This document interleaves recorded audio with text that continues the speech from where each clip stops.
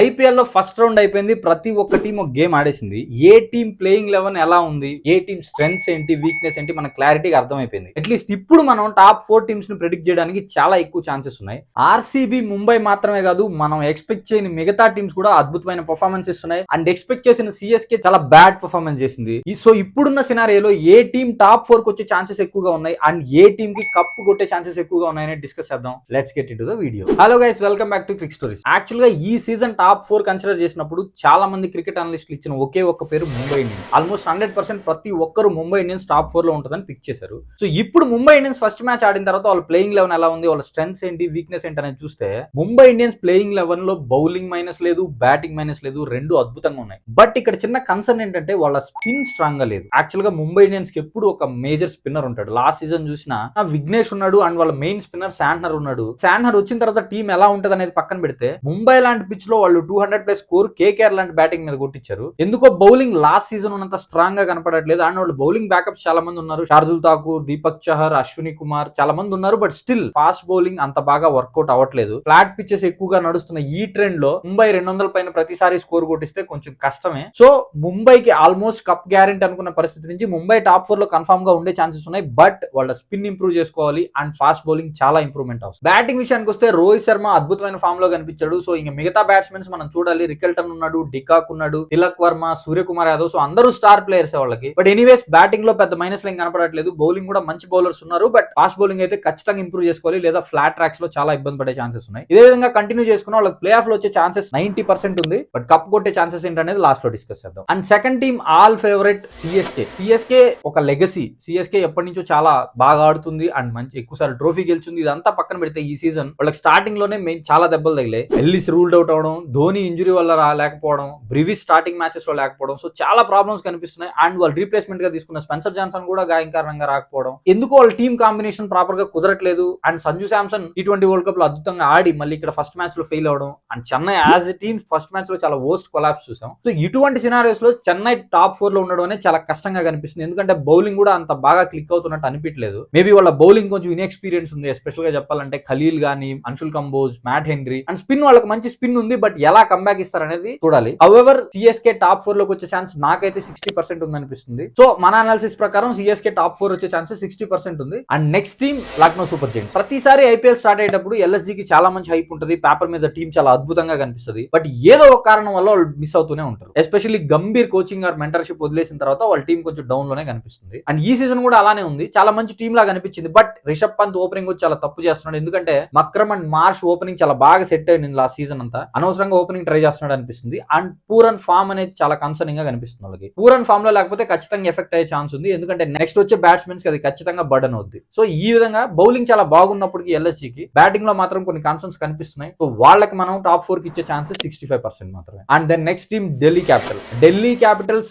చూడడానికి చాలా బాగుంటది ప్రతి season. Not only this season, ప్రతి సీజన్ అద్భుతమైన టీం ఉంటది. ఈసారి కూడా చాలా మంచి టీం ఉంది. బౌలింగ్ అని, బ్యాటింగ్ అని. బౌలింగ్ విషయంలో మిస్ అయ్యేది ఎక్స్పీరియన్స్. ఎందుకంటే బౌలింగ్ లో నటరాజన్ ఉన్నాడు, లుంగి ఇంగ్డి ఉన్నాడు, అండ్ ముఖేష్ చౌదరి ఉన్నారు. వీళ్ళందరూ ఉన్నారు కానీ ఒక ఎక్స్పీరియన్స్ డెత్ బౌలర్ మిస్ అవుతున్నారు. ఎలా అయితే మిచెల్ స్టార్క్ వాళ్ళని లీడ్ చేశాడో డెత్ బౌలింగ్ లో, ఈసారి అలాంటి ఒక బౌలర్ లేడు. ఇంగ్డి ఎస్ is a good bowler T20 లో. బట్ స్టిల్ డెత్ లో ఒక 10 or 15 రన్స్ డిఫెండ్ చేయాలంటే మంచి బౌలర్ అయితే కనపడట్లేదు. అది ఖచ్చితంగా ఇష్యూ అయ్యే ఛాన్స్ ఉంది. వాళ్ళకి స్పిన్ మంచి స్పిన్ ఉంది. కుల్దీప్ యాదవ్ ఉన్నాడు, అక్షర్ పటేల్ ఉన్నాడు. అండ్ బ్యాటింగ్ కూడా చాలా మంచి బ్యాటింగ్ కనిపిస్తుంది. సమీర్ రిజ్వీ ఒక మంచి ఇన్నింగ్స్ ఆడాడు. సో ప్రామిసింగ్ గానే ఉన్నాడు. అశుతోష్ శర్మ ఇంపాక్ట్ ప్లేయర్ గా వచ్చే ఛాన్స్ కూడా ఉంది. విప్రజ్ నిగమ్ ఉన్నాడు. సో ఖచ్చితంగా ఒక మంచి లైనప్ ఉంది. వాళ్ళ బౌలింగ్ పర్ఫార్మెన్స్ మీద డిపెండ్ అయింది వాళ్ళు టాప్ 4 కి వస్తారా లేదని. మనం ఇచ్చే percentage 70% Delhi Capital. And next Gujarat Titans. Gujarat Titans ఈసారి ఫస్ట్ నుంచే కొంచెం వీక్ గా కనిపిస్తుంది. బౌలింగ్ చూడడానికి బాగున్నప్పటికీ బ్యాటింగ్ లో టాప్ 4 బ్యాట్స్మెన్స్ మాత్రమే ఉన్నారు. Gill, Sudharsan, Glenn Phillips and Buttler. వీళ్ళ నలుగురు తర్వాత టివాటియా, రషీద్ ఖాన్, వాషింగ్టన్ సుందర్ వీళ్ళు వాళ్ళ ఫినిషర్ అండ్ లోవర్ ఆర్డర్ గా కనిపిస్తుంది. సో ఖచ్చితంగా promising lower order and middle order లేదు. ఇన్ కేస్ టాప్ 3 ఫెయిల్ అయితే వాళ్ళ బ్యాటింగ్ కొలాప్స్ అయ్యే ఛాన్సెస్ ఎక్కువగా ఉన్నాయి. బౌలింగ్ కొంచెం బెటర్ గానే ఉంది. సిరాజు, ప్రసిద్ కృష్ణ అండ్ అశోక్ అని చెప్పి నెక్స్ట్ న్యూ బౌలర్ మొన్న వచ్చాడు, చాలా బాగా బౌలింగ్ చేశాడు. పిన్ రషీద్ ఖాన్ ఉన్నాడు. బట్ రషీద్ ఖాన్ ఫామ్ కూడా ఇక్కడ కన్సర్నింగ్ థింగ్. అంత మంచి ఫామ్ అయితే కనపడట్లేదు. చూడాలి సాయి కిషోర్ ఏమన్నా తీసుకొస్తారా కమింగ్ మ్యాచెస్ లో. బట్ హవెవర్ గుజరాత్ టైటన్స్ అంత స్ట్రాంగ్ గా కనపడట్లేదు కంటెండర్ గా. సో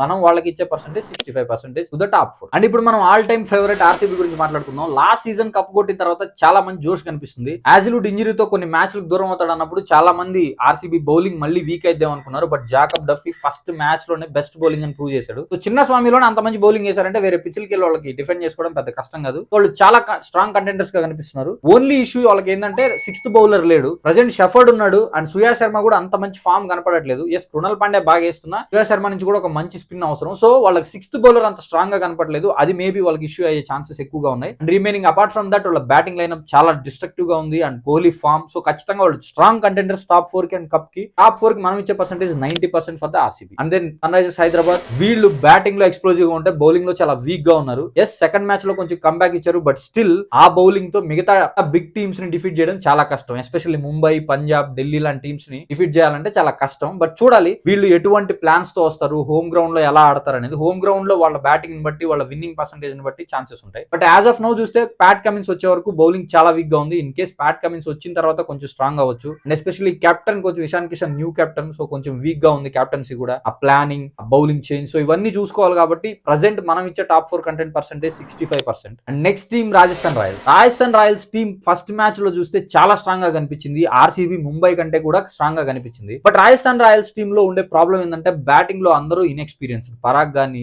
వైభవ్ సూర్యవంశీ, యశస్వి జైస్వాల్. సో వీళ్ళు ఎప్పుడు బాగా ఆడతారా, ఎప్పుడు అవుట్ అవుతారా మనకు తెలియదు. సో ఇన్స్టెంట్ డెసిషన్స్ తీసుకుంటారు. అందరూ హిట్టర్స్ కాబట్టి ఒక్కసారి ఒక అవుట్ అయితే కొలాప్స్ అయిపోయే అవకాశాలు చాలా ఎక్కువగా ఉన్నాయి. బౌలింగ్ చాలా బాగా ప్లాన్ చేస్తున్నారు రాజస్థాన్ రాయల్స్. బ్యాటింగ్ అని ఇదే కన్సిస్టెన్సీ చూపిస్తే వాళ్ళు ఈజీగా టాప్ 4 లో 80% ఛాన్స్ ఉంది టాప్ 4 రావడానికి. And next team Kolkata night riders. వీళ్ళు పాపం వీళ్ళంత బ్యాడ్ లక్ మేబీ వేరే ఏ టీమ్ కి లేకపోవచ్చు. ఐపీఎల్ 2026 లో highest paid batsmen and bowler Cameron green వీళ్ళే తీసుకున్నారు. అండ్ దరిద్రం ఏంటంటే క్యామరూన్ గ్రీన్ వాళ్ళకి బౌలింగ్ వేయట్లేదు. క్రికెట్ ఆస్ట్రేలియా నుంచి వర్క్ లోడ్ బ్యాలెన్స్ వల్ల క్యామరూన్ గ్రీన్ బౌలింగ్ వేయకూడదు అని చెప్పారు అండ్ ఇక్కడ వేయట్లేదు. ఇది కొంచెం బ్యాడ్ గానే కనిపిస్తుంది. బికాస్ అంత మనీ ఇచ్చి ఒక ఆల్రౌండర్ కొనుక్కొని జస్ట్ స్పెషలిస్ట్ బ్యాట్స్మెన్ గా మిగిలిపోతారంటే చాలా బ్యాడ్ లక్ అని చెప్పాలి. అపార్ట్ ఫ్రమ్ దట్ వాళ్ళకి హర్షిత్ రాణా ఇంజురీ గానీ, పతి రాణా ఇంకా రాకపోవడం, సో చాలా ఇష్యూస్ జరుగుతున్నాయి. అందుకే వాళ్ళ టీం అంత స్ట్రాంగ్ గా కనపడట్లేదు. బౌలింగే కాదు బ్యాటింగ్ లో కూడా వాళ్ళ టీం అంత బాగా కనపడట్లేదు. వాళ్ళకి heavily dependent and Finn Allen and foreigners ఎక్కువైపోయారు. ఫిన్నాలెన్ గానీ, టిమ్ సీఫర్ట్ గానీ. సో వాళ్ళిద్దరిని తీసుకోవాలంటే పవెల్ ఉన్నాడు మళ్ళీ. సో ఎవరిని తీసుకోవాలో అర్థం కాక వాళ్ళ కాంబినేషన్ కుదరట్లేదు. బౌలింగ్ లో ముజర్బాని మ్యాండేటరీ అయిపోయినాడు కాబట్టి ఈ విధంగా వాళ్ళ కాంబినేషన్ సెట్ అవ్వట్లేదు. టీమ్ 11 ఎలా ఉంటది అని. అందుకే చాలా వీక్ గా కనిపిస్తుంది. వీళ్ళకి టాప్ 4 మనం ఇచ్చే పర్సెంటేజ్ 55%. ఎందుకంటే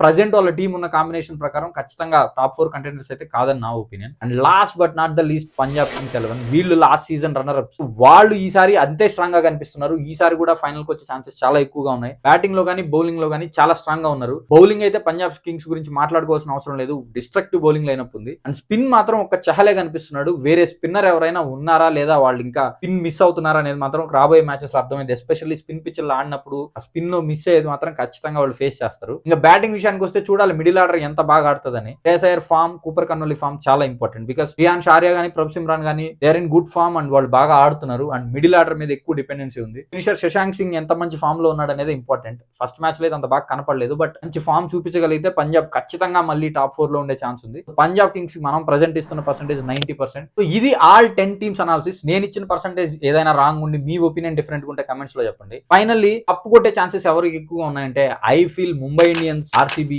పంజాబ్ కింగ్స్ వీళ్ళ ముగ్గురికి ఈక్వల్ పర్సెంటేజ్ లో కప్పు కొట్టే ఛాన్సెస్ ఉన్నాయి. మోస్ట్లీ వీళ్ళ ముగ్గురులో ఇద్దరే ఫైనల్స్ ఆడే ఛాన్సెస్ ఎక్కువగా కనిపిస్తున్నాయి. అండ్ ముంబై ఇండియన్స్ ఎక్కువ, ఆర్సీబీ తక్కువ, పంజాబ్ కింగ్స్ తక్కువ అనే డిఫరెన్సే లేదు. వీళ్ళ ముగ్గురులో ఎవరికైనా కప్పు కొట్టే ఛాన్సెస్ ఉన్నాయి 100%. సో మన అనాలిసిస్ ప్రకారం టాప్ 4 పిక్ చేసుకుంటే RCB, Mumbai Indians, Punjab Kings and 4th I'm picking SRH. Because SRH Pat Cummins వచ్చిన తర్వాత ఇంకా ఇంప్రూవ్ అవుతుంది. ఒకవేళ ప్యాట్ కమిన్స్ వచ్చేలోపు వాళ్ళకి 3-4 మ్యాచెస్ కానీ గెలవగలిగితే ఖచ్చితంగా టాప్ 4 కంటెండర్స్ లో ఎక్కువగా ఉంటారనేది నా ఒపీనియన్. మీ ఒపీనియన్ ఏంటనేది కమెంట్స్ లో చెప్పండి. Thanks for watching my video. ఇటువంటి క్రికెట్ అప్డేట్స్ కోసం మన క్రిక్ స్టోరీస్ ఛానల్ లైక్ చేయండి, షేర్ చేయండి, సబ్స్క్రైబ్ చేసుకోండి.